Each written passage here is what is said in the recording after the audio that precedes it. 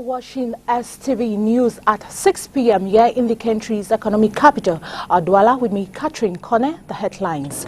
After widespread criticisms as Cameroonians from different walks of life took to their social media handles to express their discontent on the implementation of a phone tax by the government of Cameroon today, October 19, 2020, President Biya, in a released order, the suspension of a controversial 33% tax on phones. He has equally instructed the Prime Minister and Head of Government, Joseph Diangute, to append the law digitalizing the collection of taxes on phones and other devices. In this newscast, we shall be bringing the resumption of activities by the Cameroon's Airlines Corporation Cameco on Sunday, September 18, 2020. Cameco resumed with an inaugural flight leaving Douala to Garoua. Details in the following. Good evening, ladies and gentlemen, you're watching the 6 p.m. newscast on Spectrum Television. I am Kone. As mentioned in our headlines, the President of the Republic, President Biya, has suspended the digital custom clearance of mobile telephone devices that went into effect on Thursday, October 15, 2020. Government has been instructed to devise an alternative payment of a method for these tax and others. Details with Peter Suse. In a correspondence addressed to the Prime Minister, Head of Government, the Minister of State, Secretary General at the Presidency of the Republic, Ferdinand Gongo, reveals that the Head of State has suspended the controversial 33% custom clearance tax on mobile phones and electronic tablets imported into the country.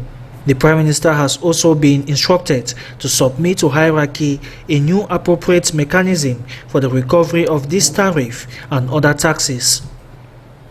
The announcement of the implementation of the 2019 Finance Law on digital collection of custom duties on phones and tablets was made recently in a joint communiqué by the Ministry of Posts and Telecommunications and the Ministry of Finance.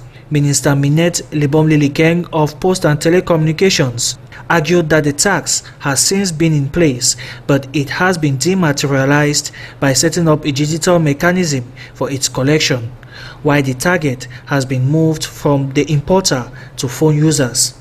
Her arguments, however, was not received well within public opinion, who criticized the move over a lack of accountability. And now the Cameroon's Airline Corporation Cameco has resumed with an inaugural flight leaving Douala to Garoua the Sunday, September 18, 2020, as the general public and some journalists boarded the plane. Details with John Paul Saba. After months of shutdown, the Cameroon Airlines Corporation Cameco has relaunched flights within the country. Nous sommes très heureux de reprendre nos opérations. We are happy to begin our operations and to contribute in facilitating Cameroonians' movement throughout the national territory. It's a pride and joy for us to restart and also contribute in relaying major cities in the country. De contribuer à l'accomplissement d'une mission régalienne qui permet, n'est-ce pas, de relier toutes les parties du pays comme le souhaite la hiérarchie de l'État. The Air Transport Agency this Sunday had an inaugural flight on board the new plane from Douala to Yaoundé and Garoua. Day one of resumption this Sunday was satisfactory for those on board. All went well from the registration, departure, and there were no delays. We left Douala and now in Yaoundé. The flight has gone on well for day one and we are happy. Absolument, d'autant qu'on avait prévu de voyager en train et c'est vraiment un gain de temps, donc je suis ravie de faire partie de ce vol inaugural. After several postponements, Cameco looks set to continue her activities amidst the COVID-19 pandemic. And now onto the nation's capital, Yaoundé, in a ceremony to launch the September Amnesty Month to silence guns in private hands, that is in the nation's capital, Yaoundé. The Minister of External Relations, Lejeune Belambela, said the Cameroon government will do all it can to eliminate the circulation of illicit arms in the country. Inhabitants in possession of illicit arms are also encouraged to hand them over to authorities.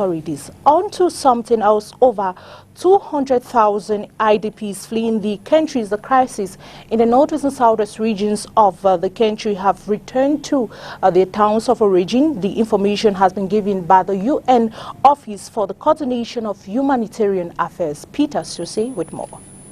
The United Nations Office for the Coordination of Humanitarian Affairs has announced the voluntary return of about 204,000 internally displaced persons to their original settlements in the restive regions of the country.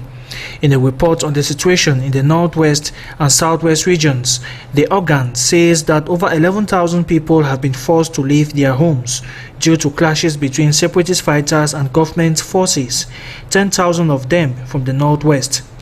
The Office for the Coordination of Humanitarian Affairs further laments that despite the emergency humanitarian plan of 12 billion francs CFA, which prescribed aid for the reconstruction of 10,000 homes, the Ministry of Territorial Administration has not furnished the necessary details for the start of the plan. However, the presidential plan for the reconstruction and development of the northwest and southwest regions is bent on constructing 350 schools, 115 health centers, 40 bridges, 400 water points, 500 kilometers of low-tension electric lines, 600 kilometers of rural roads, 45 markets, and 25,000 hectares of plantation. In the meantime, 679,000 IDPs and 59,000 refugees are still hiding in localities around the Nigerian border. And now rice made in Cameroon is absent from the source of commercial spaces, particularly at the Mbopi market in the Douala 1 municipality. According to traders, this scarcity is as a result of the high price of rice and the absence of a distributor. Onila Donet with details. Some inhabitants in the city of Douala, economic capital of Cameroon, seem to be oblivious to the existence of rice made in Cameroon. The population cannot differentiate between the rice made in Cameroon and the rice imported. That is because majority of the products consumed are imported. It's true we have heard about rice made in Cameroon, but we don't see it in the market. There's no rice made in Cameroon in the market. We eat only imported rice. Not yet. All I consume is rice imported from Thailand, Vietnam. That's all we find in the market. I don't even know about it. It's word mark. I don't even know the mark or name. On meeting some traders at the Mbopi market in the Douala 1 municipality, they attest the scarcity of rice made in Cameroon is as a result of its high price. The rice from Dop, people keep asking, but we don't have. It's too expensive. A rice of 10,500 or 11,000, they will sell it at 12,000. So you can sell for how much? For over 2 times, I worked with suppliers of rice made in Cameroon. But after the first time when the rice got finished, I couldn't find the supplier. He came periodically. And the next time I saw him, he said the producers had a difficulty drying the rice. It's true that it's difficult to sell rice made in Cameroon. This is because it's of good quality, but very expensive. More expensive than other rice. So there's an unfair competition in which other countries like Asia produce in large scale and export, giving them an upper hand than us. And we are in a context where the purchasing power of Cameroonians keeps decreasing by the day. It makes it in such a way that people rush towards cheaper goods. In a television magazine, Agri-Mark, on Spectrum Television, The Minister of Agriculture and Urban Development recognizes that local rice production does not meet demand. Annual production is estimated at 105,000 tons for an estimated annual requirement of over 407,000 tons. Consequently, the state has opted for importation. Après les années, disons 80 jusqu'à 85, où la production nationale de riz permettait de couvrir 80% des besoins. Il y a eu la crise. After the 80s up to 85, where the national production of rice could cover over 80% of Cameroon's needs, we experienced a world crisis in 87. The rice sector was slightly abandoned to individuals, and agro-industrial companies which produced rice could not meet up with the new system. It lasted up till 2008, where the state opted for massive exoneration with aim to protect consumption and help the less privileged Cameroonians in accessing food. After that, we didn't put a good strategy for production, and this led to the fact that for some years now, over 10 years if I may say, our commercial balance has been negatively affected by importation of rice. Today, we import rice, wheat and fish, which negatively impacts Cameroon's commercial balance. Aujourd'hui, effectivement, l'importation du riz, du blé et du poisson impacte négativement la balance commerciale camerounaise. The minister further affirms that the government is working to reverse the trend through strengthening of local production by joining the production of irrigated rice, the cultivation of rain-fed rice, which can be done everywhere in Cameroon. Right now, the notion of hygiene and sanitation is much more of an illusion than a reality in our community. In public joints like drinking spot and restaurant, people who are hard-pressed have no choice or option rather but to ease themselves in the view of passerby. Krista Asek did an observation and filed in this report. Public toilets are almost absent in public joints like outdoor food restaurants and drinking spots in the Littoral region. At Rue King Aqua in the Douala 1 municipality, where these joints are sprawled out, some of these outdoor food restaurant owners we met in full activity this noon told us without mixing words that they don't have toilets for clients. There are no toilets here. In the meantime, our clients ease themselves in the gutters behind this building. Toilets, which are supposed to ease things for people who are pressed, are virtually non-existent. Customers who frequent some of these joints, however, have sought out other alternatives to avoid themselves being embarrassed in public with an urge to ease themselves. As concerned that my office is not far from here, so I cross here for 1 or 2 drinks, then I go back to my office. So with that, I don't have any difficulties with that. There is therefore a dire need for officials to consider constructing public toilets where people who are hard-pressed in public can ease themselves.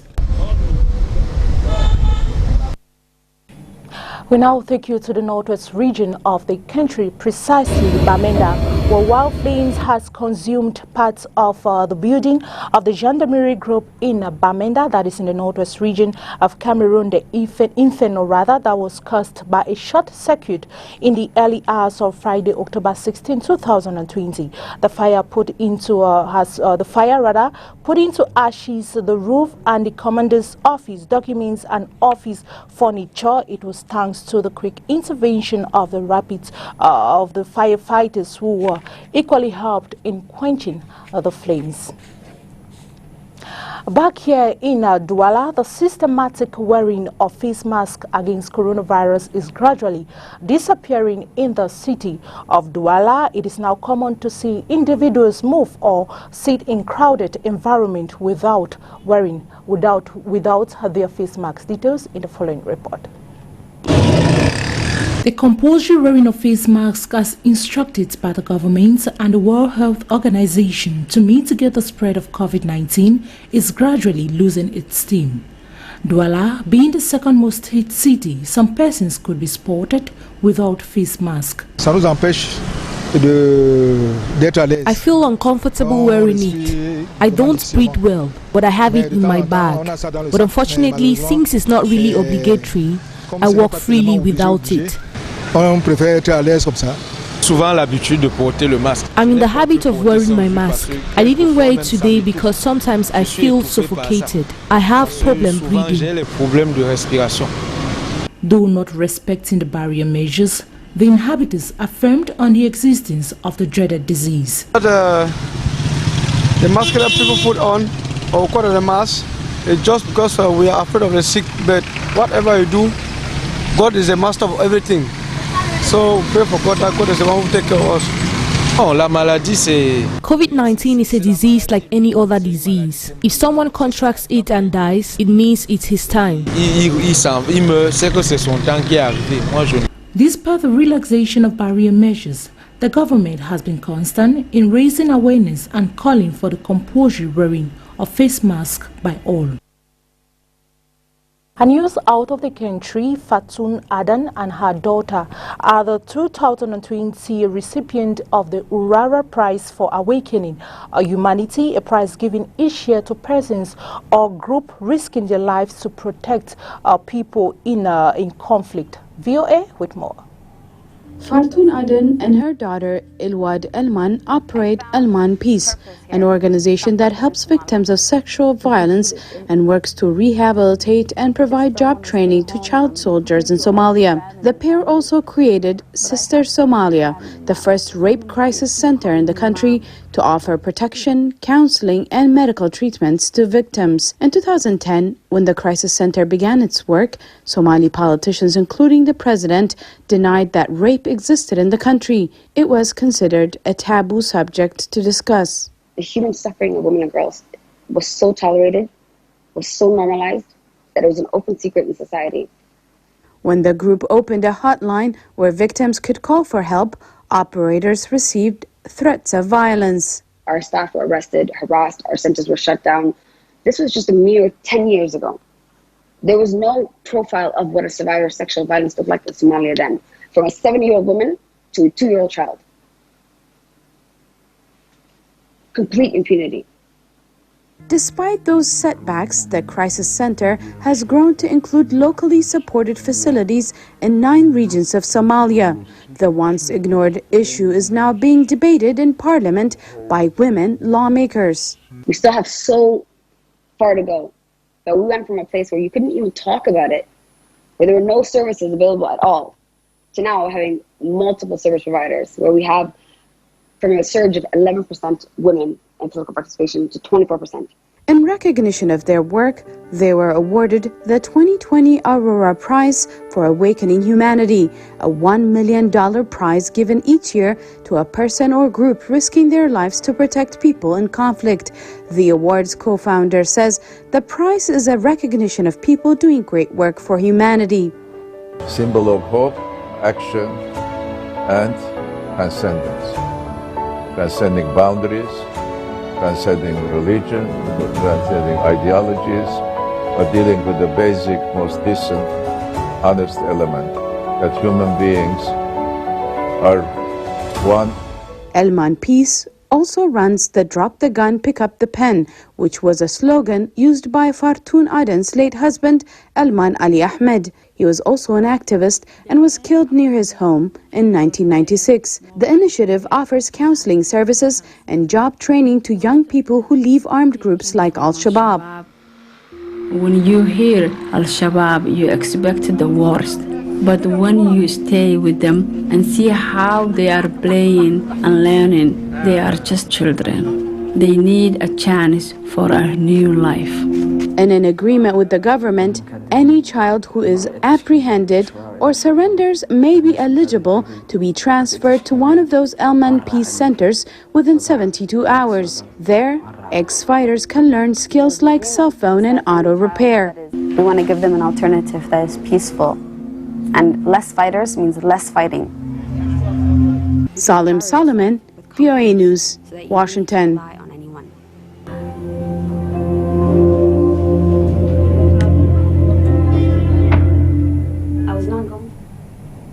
And now in sport, PWD of Bamenda have rounded off a one-month pre-season tour as they prepare to play the CAF Champions League. Coach David Spaku says he is satisfied with the team spirit he has seen so far.